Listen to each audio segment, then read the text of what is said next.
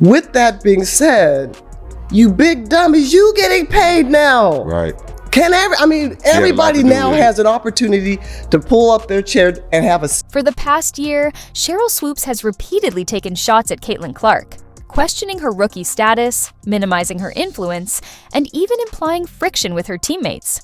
The criticism hasn't just been persistent, it's lacked substance. Some of your peers, they will recognize, her game, but they won't recognize her impact.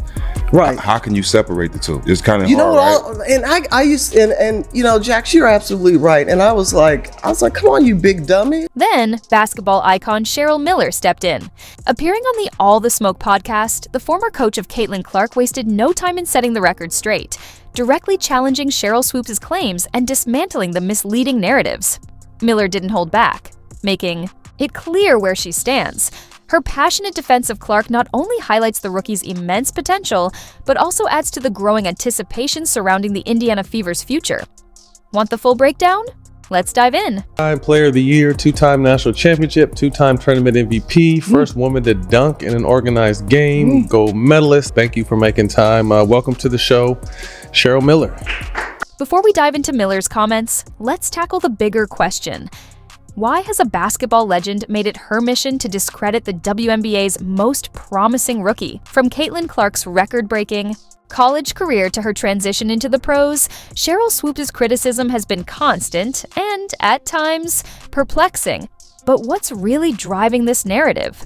Let's take a closer look. Let's also talk about how much more experience that gives you over other players coming in, right? So people say, dang, like he or she's killing them, but you have a 25-year-old playing against a 20-year-old. Swoopes' criticism started with factually incorrect claims about Clark's college career.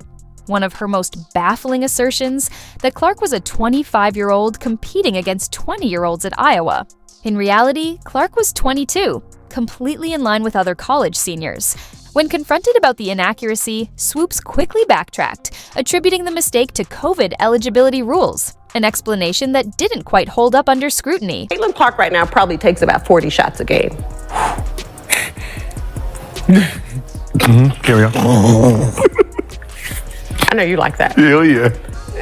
I said that because when she comes to the league, regardless of what team she goes to that has vets on that team, she probably ain't gonna get 40 shots a game. But Swoopes wasn't done. She went on to claim that Clark took 40 shots per game, painting her as an out-of-control volume shooter. The truth? Clark averaged just 22.7 attempts per game. The irony? Swoopes herself averaged 19.2 shots per game in her senior year, just 3 fewer than Clark. And when Clark was closing in on the all-time NCAA scoring record, Swoopes shifted her stance yet again, questioning the legitimacy of the milestone, by suggesting Clark needed a 5th year to break it. In reality, Clark set the record in 4 years, just like other greats before her. The moving goalposts were impossible to ignore. You asked me about Caitlin. If you're going to break a record, to me, if it's legitimate, you have to break that record in the same amount of time that that player set it. Okay. Right? So if Kelsey Plum set that record in 4 years, well, Caitlin should have broke that record in 4 years. But because there's a COVID year and then there's another year, you know what I mean? So she's already had an extra year to break that record. So is it truly a broken record? This claim was completely false. Clark broke the record in 4 years, just like the legends before her. Swoopes conveniently ignored that Clark had the option of a 5th year due to COVID eligibility, but chose to enter the WNBA instead. Swoopes also predicted Clark would struggle in the league. Yet, as Clark shattered rookie assist records and established herself as one of the WNBA's top playmakers, Swoopes' criticism grew noticeably quieter.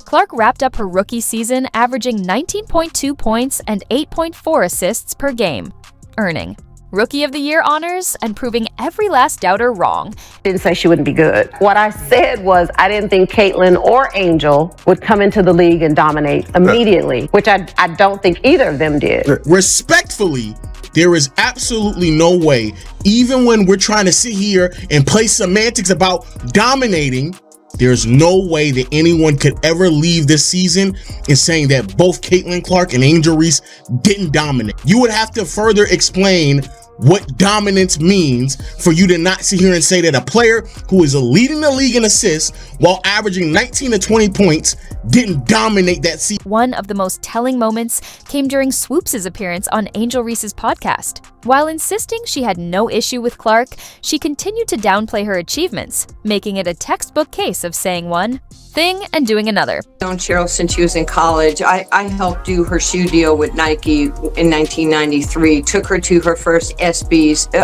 I've known Cheryl, I've coached her, have a lot of respect for her. I called her when Caitlin was still playing at Iowa and she had just broken Maravich's record. And it was all over the place, as you and I have discussed, that there was this quote by Cheryl that said, Caitlin was, 25 years old. She was, 24 years old. She was a fifth-year senior. Right. She was taking 40 shots a game. Her records were illegitimate. The basketball world didn't take long to catch on. And soon enough, Swoopes was taken off a Fever broadcast. Her replacement? Nancy Lieberman, a legend in her own right, who didn't hesitate to challenge the misleading narratives surrounding the rookie sensation. I got off the treadmill and I called her as a friend. And I said, you can say whatever you want. You can have your own opinion about anybody. But you do have to get the statistics right. I mean, facts matter. And if you just get ahead of this and just say, hey, I made a mistake on my numbers, then this thing is over and everybody respects you for your opinion. And, you might like Boston, I might like the Yankees. It's okay to have difference of opinions.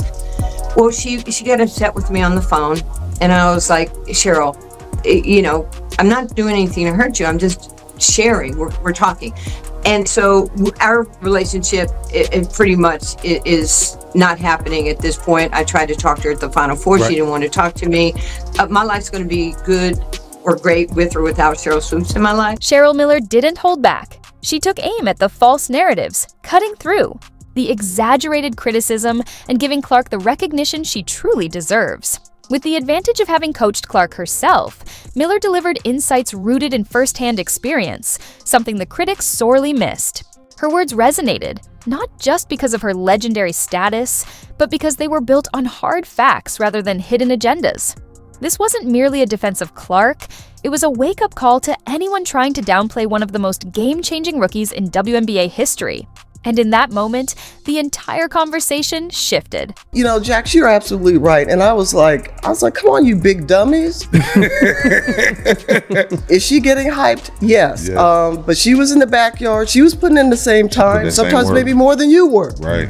I can't fault her for what she was given. Miller zeroed in on what truly sets Clark apart, her relentless dedication to the game. She made it clear that Clark's success isn't about media hype or favoritism. It's the product of years of hard work, elite skill, and an undeniable competitive fire. But Miller didn't stop there. She also exposed the double standard at play, how some players are praised for their confidence and aggressive style, while Clark faces criticism for the very same qualities. Miller wasn't having it. She drove home the point. Clark isn't just good for the game. She's vital to its growth. And just like that, the debate shifted from narratives to undeniable facts. Look, as much as she was given, you can't tell me if that door would have swung the other way where she didn't live up to the hype. Right. Come on, folks are still waiting for her to fall. Exactly. Come on. Yep. So, with that being said, you big dummies, you getting paid now. It's the uncomfortable truth critics refuse to acknowledge. Clark's presence has elevated the entire league, even boosting the paychecks of those who criticize her. Ticket sales are skyrocketing, TV ratings are shattering records, and merchandise is selling out at an unprecedented pace. Yet some still attempt to downplay her influence. The reality is undeniable.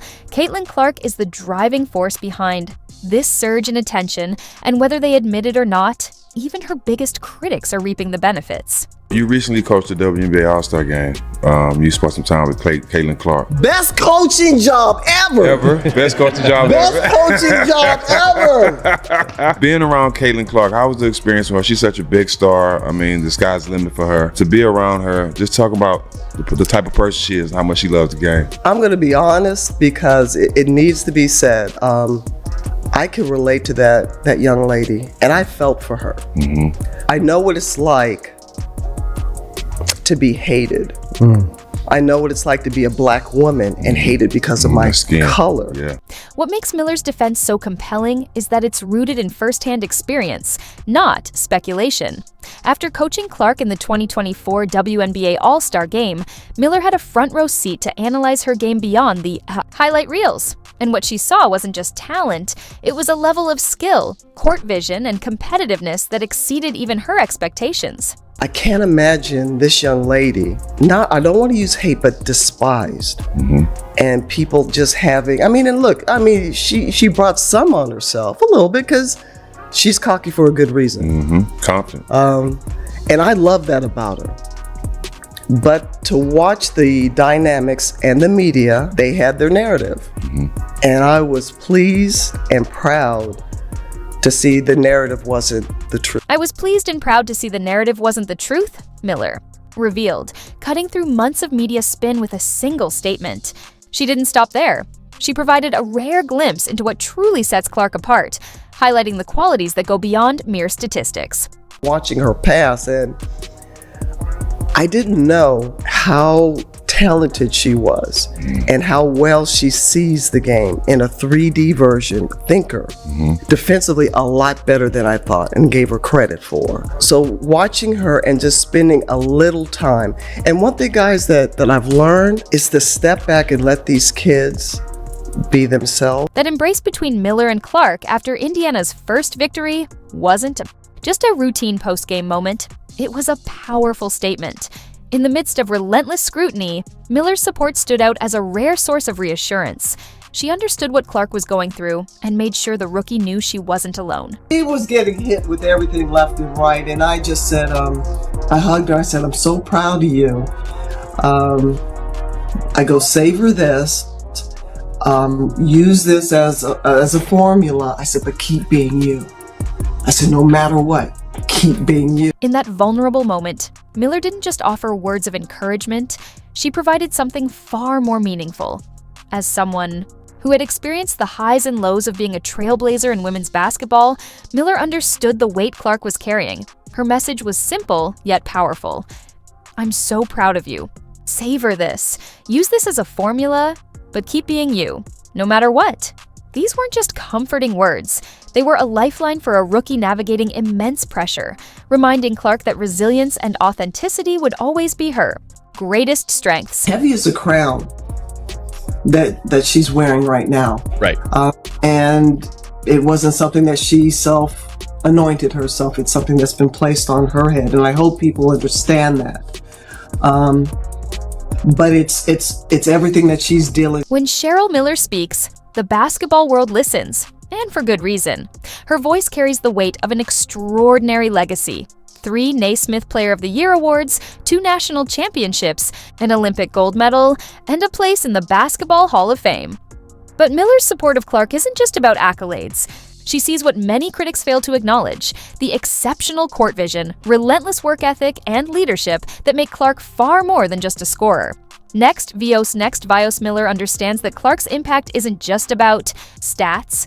It's about the way she elevates her teammates, reshapes the game, and brings a new level of excitement to the league. While critics focus on narratives, Miller focuses on reality. And the reality is clear. Clark isn't just thriving, she's changing the WNBA in ways that can't be ignored.